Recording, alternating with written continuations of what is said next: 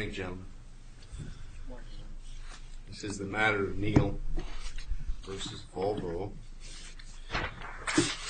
23 appeal. And we have Mr. Herzog appearing on behalf of Volvo, is that correct? Yes, sir. Mr. Herzog, you have reserved, 4 minutes for rebuttal? Yes, sir. Proceed. Thank you. May it please the Court. My name is Peter Herzog. I represent Volvo Cars of North America, the defendant below, the appellant in this court. As the Court has already indicated, I've requested 4 minutes for rebuttal. Mr. Herzog, Yes, sir. I don't mean to preempt you here, but let me jump right in at the beginning with what necessarily, from a constitutional basis, has to be a starting point. You expressed the view on page 35, just in a footnote in your blue brief, suggesting that whether absent class members in litigation classes must demonstrate Article 3 standing appears to be an open question in the Third Circuit. Yes, sir.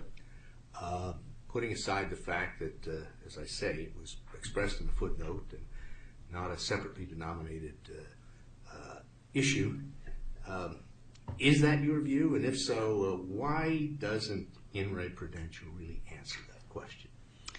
In Re Prudential, I believe, Your Honor, that the Sullivan decision, which was a settlement decision only, determined that, as a matter of contract, that the parties could agree that those without state law claims and those without Article 3 standing could be members of a settlement class.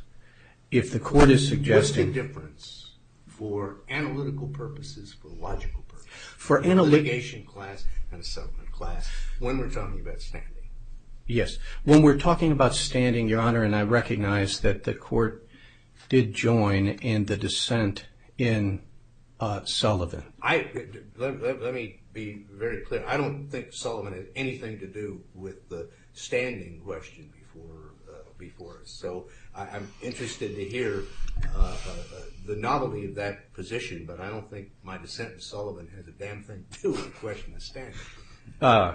To the extent that standing and statutory standing and Article 3 standing are similar, Judge, I believe that the Court in Sullivan, the majority in Sullivan, ruled that as a matter of contract, that parties can agree that those without standing may nevertheless be part of a settlement class. If the Court's suggestion is that in Prudential, this Court determined that those who had not suffered damages could not be part of a class, I concur that a class, a litigation class, where it is not a matter of contract, would not permissibly include those who lack Article 3 standing.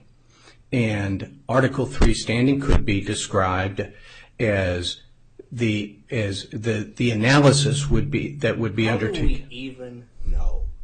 How do we even know at the certification stage who those, at that point, fungible individuals or members of the class are for purposes of analytically then determining whether standing exists? The class, I believe, Your Honor, must be defined in a way as the Court's... Absolutely, but that's a definition. But it must be defined in a way so as to only include those who do have standing. And that analysis can be... That's putting the rabbit in the hat. The requirement of a clear and precise definition is a requirement of Rule 23, obviously. But eventually, class members need to bring themselves, himself or herself, within the class definition, right? Eventually.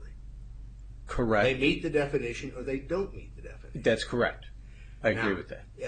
That may or may not be a concept that we can consider standing, but in any event, it's not something that can be determined most of the time at the class certification stage, as can be the identification of the named plaintiffs, right? If the class is properly defined, yes, sir, it can.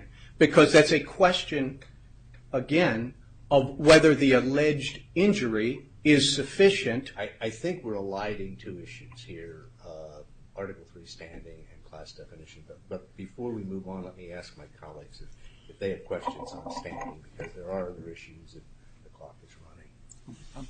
All right, let's get to the question of class definition that you just raised. Yes, sir. Again, and I don't mean this to be critical of your brief, you've raised the issue, but again, in a footnote, Yes, sir. not the body of the brief, footnote 2, you've suggested that the district court did not identify the claims to be certified as required by Wachtell. Yes, sir. So if that's the case, what should we do? Because the plaintiffs have eventually in their brief gone on to make significant efforts to define the class, or at least set forth the claims as required by Wachtell, in ways that the district court didn't even attempt to do. Correct.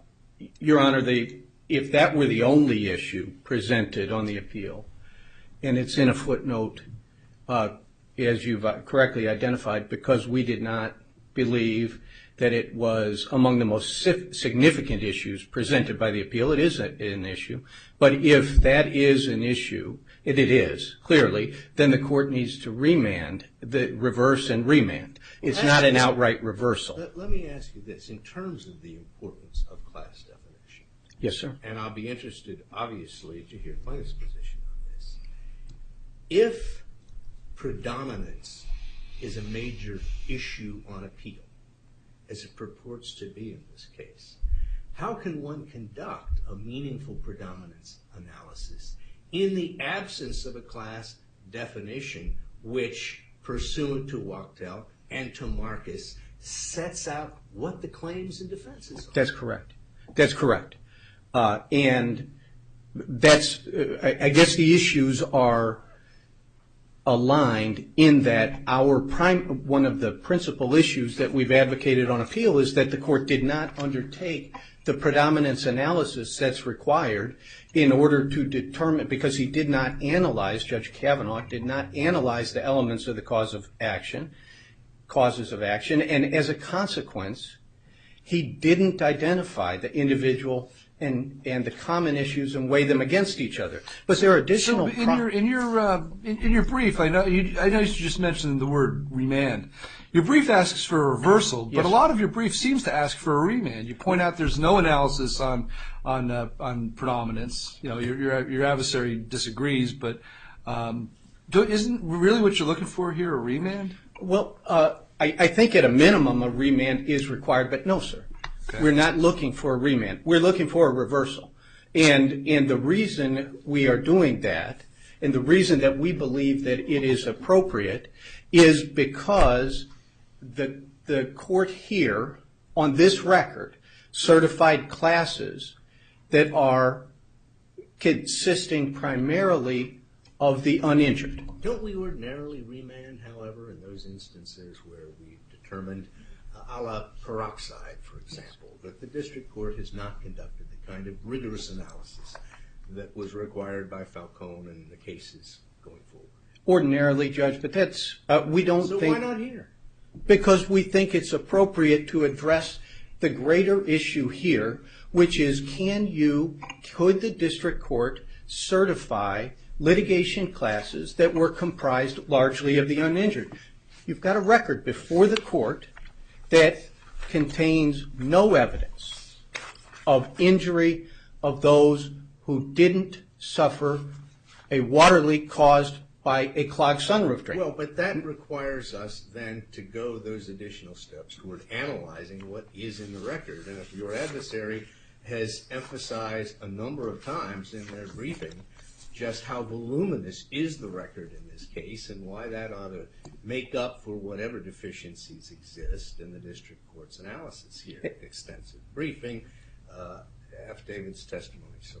Your Honor, as we indicated in our brief, Rule 23 can't be satisfied by implication or inference. There's nothing in Judge Kavanaugh's opinion that suggests that he undertook the kind of analysis that is required by Rule 23. All right, so you've just proved, if you're right, that he didn't do it. Why should we do it in the first instance? We're a court of review. You're correct, Your Honor, and you shouldn't do it. That's what the plaintiffs have asked you to do. My point is... You're asking... So it's a remand. I'm sorry, go ahead. No. I mean, if he didn't do it, and we shouldn't do it, by virtue of our function, then it's a remand, not a reversal. There's a separate legal issue, Your Honor. But it's a procedural issue. I mean, this is an animal, the class action, that exists as a consequence of a single procedural rule. So if these are procedural deficiencies, why shouldn't we send it back for the court to correct the errors and proceed? Because there is a substantive deficiency that also exists, Your Honor, and that's the lack, as Comcast requires, of any evidence that to support the claim that those who didn't suffer damages, that those who didn't suffer a water leak suffered that they incurred any damages. You've reserved 4 minutes. Yes, sir. And so we'll have you back on rebuttal, and I want to hear from you on that because Yes, sir. I'm still trying to figure out what Comcast has. Thank you, Your Honor. Thank you. Mr. Katz?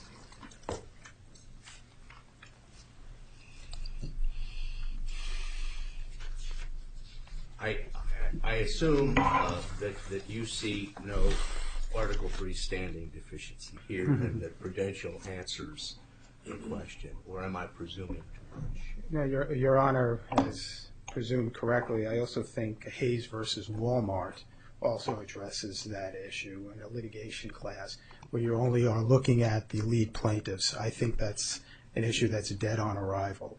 All right, with that, let's jump to class definition. Okay. And as a threshold matter, is it true that some 20% of the class vehicles don't even have sunroofs? Yeah, well, let me say this in the most colloquially way possible. There was poor draftsmanship for this definition. Clearly, the only We're in the class complaint? vehicles in the complaint and the class certification. All right, but that happens all the time. I filed a lot of complaints that I amended later, but at some point, then you come clean to the district court and say, oh, Judge, we're not talking about that 20%. I didn't see that in the record here. At some point, did you ever make clear that we're not seeking damages for Volvos that don't even have sunroofs? I think Dr. Benedict's report, which is the only report You're not being asked about a report. I'm asking You're about... asked about a class definition. That's a requirement of Rule 23. The class definition should be revised to reflect that the only class vehicles are those with sunroofs. All right, so it is susceptible of revision in the way Judge Hardiman's question. Yes, and certainly that would not respectfully require a remand. Obviously, if we're arguing a defective sunroof, there has to be a sunroof in the vehicle. No one's going to dispute that. Let me address some of these things because I think it is important to understand the record that was before the court, which my friend from St. Louis doesn't want to discuss, and understandably so. Well, before you reach that point, and I want you to reach that point, but before you do, please tell me what your understanding is of what Wachtel requires of the district court relative to class definition and the claims being asserted by class plaintiffs. I think that what we need to demonstrate is an issue of a common question that predominates over all others, and in this case you're talking about whether or not the sunroof drain design was defective. The supporting causes of action that relate to that involve the various Consumer Fraud Act statutes, The warranty and all that. and the warranty. I mean, that was all spelled out, and that was addressed, and it was addressed by the district judge below, who decided the motions for summary judgment that were filed by Volvo in connection with the class certification decision, and in fact, in the class certification decision, expressly noted that I looked at your summary judgment motions, I'm denying them. I find tribal issues of fact on A, B, C, and D. How is that a clear and complete summary of those claims, issues, or defenses subject to class treatment? Because the issues were raised, Your Honor. In fact, some of these issues, if I may take a step back for a second, we've seen a lot in Volvo's brief that they never even raised below, that they're raising for the first time on appeal. One very specific issue deals with the Massachusetts Consumer Fraud Act and their argument under Iacchino. That was never argued below. All these other issues were briefed below. Now, if it's the court's opinion that the district judge should have written a lengthier opinion in denying the motions for summary judgment, then I would submit that a remand would be appropriate. But I don't... Well, you don't disagree that the handling by the district court of the summary judgment motions was pretty peremptory, do you? Well, I recall it was at the end of the opinion, and it was very conclusive. Well, if I had my druthers, I would have preferred he wrote a 10 or 15-page opinion. But we deal with what we have On that issue, because he wrote about a 22-page opinion, I think, overall. On the class certification issue. Yes. Would I have preferred to see a more in-depth analysis? Of course, because that would be a much more complete record for this court of review to look at. And we need a complete record in order to determine whether the district court was correct in its predominance finding. I respectfully disagree, Judge Hardiman, because I think the record is complete. Because, again, and this is where I want to get back to what the record contains. What the record contains is there was a battle of experts. There was Daubert motion practice.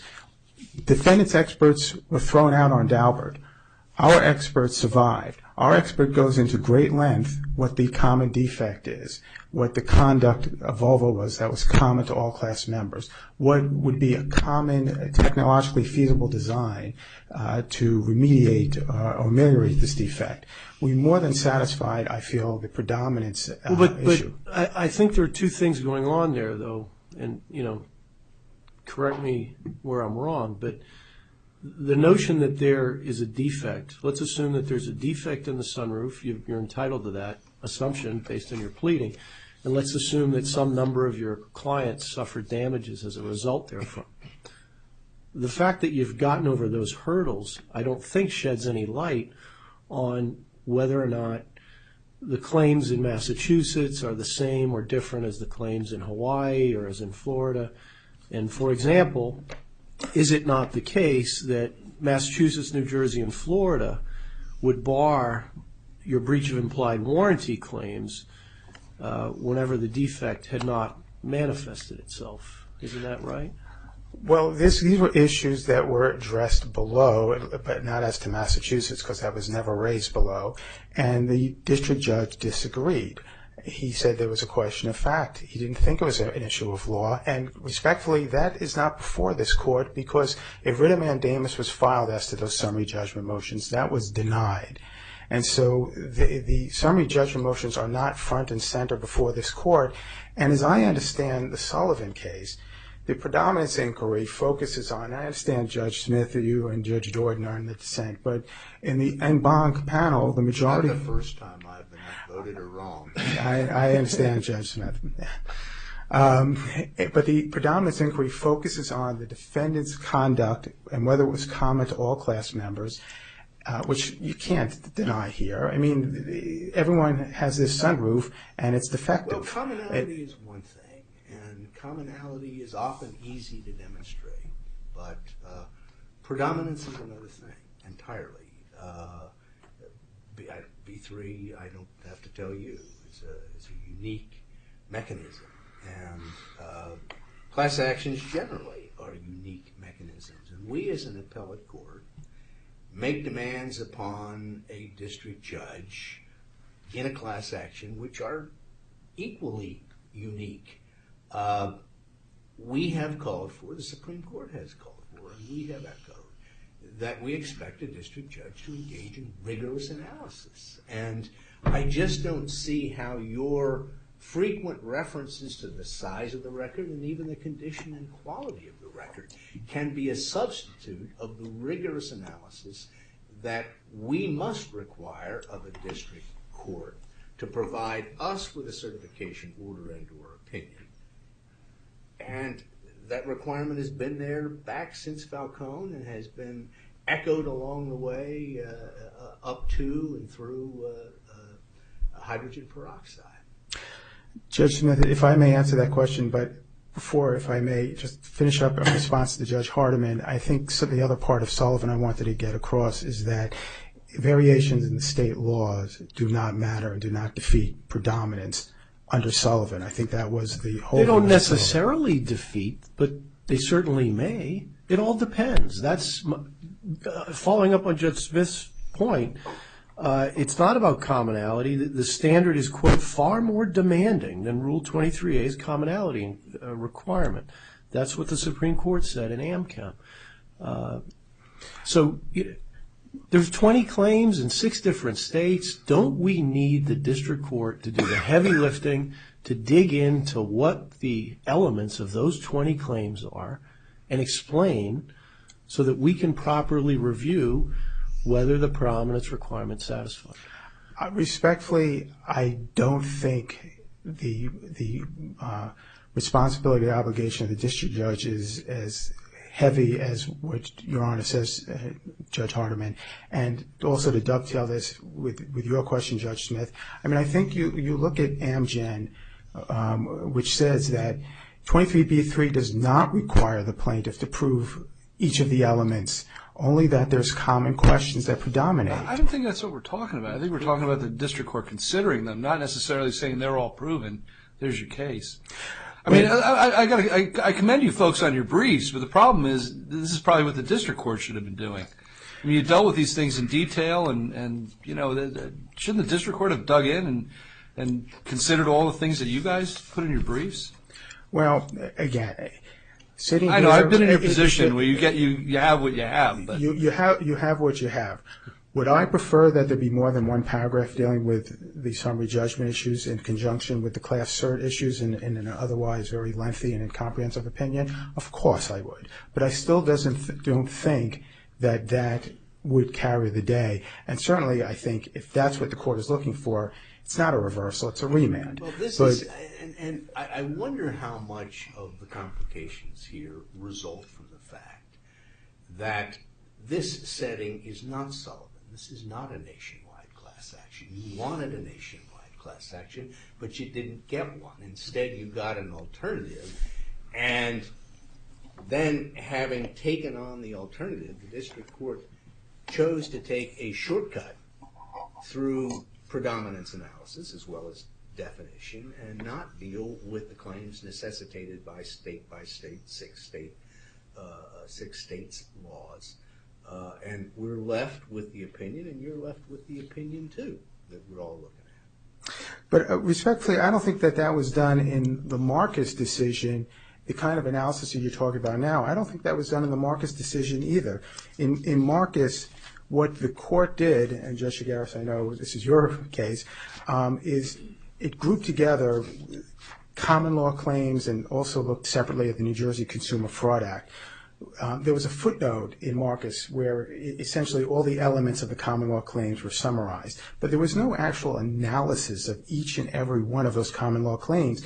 Basically what the court says, we're going to look at common proof as to the defect. Well, but didn't Marcus say that the district court failed to analyze Marcus's claims and the issues presented, and that there was no readily discernible, clear, and complete list of the claims and issues that were subject to class treatment? Correct, but when the court, in its opinion, provided guidance, what the court did is it grouped these claims, not looked at them each as an individual claim for breach of warranty under this state's law or that state's law. It said, what is the common proof of defect? What is the common proof of proximate cause? Can it be shown? And here we've got that. And I come back to the unrebutted, the only expert on one side who opined as to all these issues, and it's not an abuse of discretion for the trial judge or the motion judge below to accept that. There's nothing on the other side. And you also have common proof as to proximate cause. And unlike in Marcus, here there's no utility in buying a car with a defective sunroof. There you had run flat tires, and maybe there was some benefit to convenience and safety of having these tires. So there was an issue of whether or not, hey, look, we have no idea why these people bought these tires. You didn't do a thorough analysis below. There could be a myriad of reasons that would defeat proximate cause. We don't have that here. No reasonable person in their right mind will purchase a vehicle with a defective sunroof. There's no utility in that. And I would also like to comment on, because I know Your Honor raised it briefly, and you're going to hear from my friend from St. Louis on this issue about the so-called unmanifested defect. Again, the law is pretty clear, certainly in many states and in New Jersey, where the Consumer League filed an amicus brief. Diminished value, you purchase a vehicle and you don't get what you're expecting, you're entitled to damages for that. There's no requirement that the flood waters open up and your vehicle gets filled with water. Obviously, that's a different type of damage, one that's also recoverable in this case, but there's also the damage of having to repair the defect, which again, Dr. Benedict addressed in his report and which was accepted by the judge below. So I think even if you look under the predominance cases, and if you look at Marcus... Wait, the ones that are damaged are the ones that need the defect repaired? The vehicle is defective upon the time of purchase. It has a defect. There is something wrong with the sunroof drain. For some people... If it gets clogged, right? Well, it's defective. It's a defective design. It is simply defective. But wasn't it your expert that... your experts didn't rebut that I saw in the record that it's only 0.5% of the vehicles. Is there some rebuttal from your experts about that? Well, I think the issue is how many are going to actually end up with water in the interior of the vehicle. That's probably going to be a smaller percentage than the vehicles that actually, obviously, every vehicle has the defect because the defect exists at the time of purchase. But it was your expert that said there are environmental factors that come into play and geographic factors, correct? As I sit here right now, I simply don't recall specifically what my expert said about that. Obviously, it's in the record. I see I'm out of time. If I can make one other quick point just on Comcast. This is not Comcast, okay? In Comcast, as I understand the Comcast decision, is the district court errs when the damages formula is incompatible with the class-wide liability theory. Here, the class-wide liability theory is very simple. There's a defectively designed... The Supreme Court said it was not germane. They were the precise words. Okay. So I think we don't have a Comcast issue here. Thank you very much. Thank you. Mr. Herzog.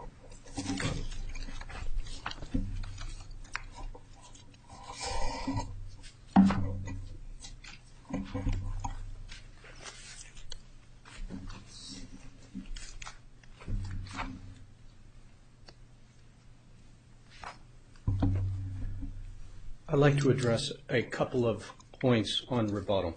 First of all, with respect to the class definition, there are significant additional issues that the court likely is aware of, in addition to the fact that the claims are not spelled out. If you go to the court's order, the court has certified classes, and it has a separate one for each of the states, but it says all persons or entities in Massachusetts, I'm going to use this as an example, who are current or former owners and or lessees of a Volvo S40, S60, S80, V70, XC90, V50 of various model years. There are a variety of problems with that class definition that include the fact that I presume that what the court intended here was that those persons or entities who purchased in Massachusetts because they would be governed by Massachusetts law. It's unclear, but it appears that the court was certifying statewide classes that could include the application of that state's law to those class members, but someone who purchased their vehicle, for example, in New Jersey, but moved to Massachusetts 6 years later, but is nevertheless within the class definition, would not be susceptible to the application of Massachusetts law. Under most authorities, the law of the state where that individual purchased the vehicle would govern that individual's claims. In addition, it says model years X, 2005, 2003, 2004 to present. Is the court intending to include in that cars that have been manufactured since the entry of the order, but which may have very different sunroof drainage systems, may have a different configuration altogether? It's not possible to determine. But I'm going to now... Why is that important? Why is that important at the class certification stage? Because that then will dictate the extent of the analysis of predominance, Your Honor. Whether individual issues predominate, for example, in the Massachusetts class, which state's law applies. There would be evidence that would be submitted if the case were remanded that would demonstrate under various... I may have misunderstood. I thought the implication of your point was that going out into the future in that fashion, or up to the present, as the case may be, that some of those vehicles or certain classes of those vehicles may not have the defect. Correct. Is the subject. That would also be a part of the predominance analysis, Judge. If the trial court is attempting to determine whether common issues predominate over individual issues, doesn't he have to know which vehicles? Don't the parties have to know which vehicles are actually in the class, which owners? Let me get... You'd have to know whether the injury manifested itself as well. Yes, I believe we do. And that's... And do you have to analyze whether the geographical factors or the environmental factors, what disparate effects occur in the 6 respective states as well? Is that your argument? I believe, Judge, they're two separate points. Our contention is that those who have not suffered a water leak caused by a clogged sunroof drain haven't suffered an injury under the applicable law or on this record. And that's the point that I wanted to get to with respect to Comcast. I'm out of time, Your Honor. Well, we'll give you a minute. All right. We're under the clock. My point with respect to Comcast is, regardless of the debate about what Comcast means, we know it's not a pleading standard. We know that the proponent of class certification has to proffer evidence to support that claim. Here, there is no evidence in the record whatsoever that those who have not suffered a water leak caused by a clogged sunroof drain have suffered any injury. Well, their claim is that when it rolls off the lot, it's defective and there's diminished value in the vehicle. They should have paid less for it, or they wouldn't have bought it at all. I understand that, Your Honor, but there's no evidence of that. This is they not don't have to prove their case at this point. No, but this is not a pleading standard. That's what Comcast says. If this were a pleading standard, Comcast would have been... And the antitrust aspects of Comcast don't distinguish it on the facts. This is a remarkably different type of case than the Comcast case. But there's no presumption of damages. If it were, Judge, Comcast would have been decided differently, so would in-ray blood reagents. There's an evidentiary requirement at class certification. The plaintiffs have to come forward with some evidence, if that's their theory, that there's a diminution in value that is attributable to the class vehicles. There is no such evidence in the record. The expert that they've tried to resurrect on appeal used a cost of repair. But a cost of repair is entirely different from a diminution in value as to class members, particularly because the cost of repair applies only to vehicles, not to owners or former owners, and this is an former owner class. Thank you for your indulgence. Yes, thank you very much, Mr. Herzog. Thank you, Mr. Katz. The case is well argued. We'll brief. We'll take the matter under advisement. We'll ask the clerk to recess the proceedings. Thank you.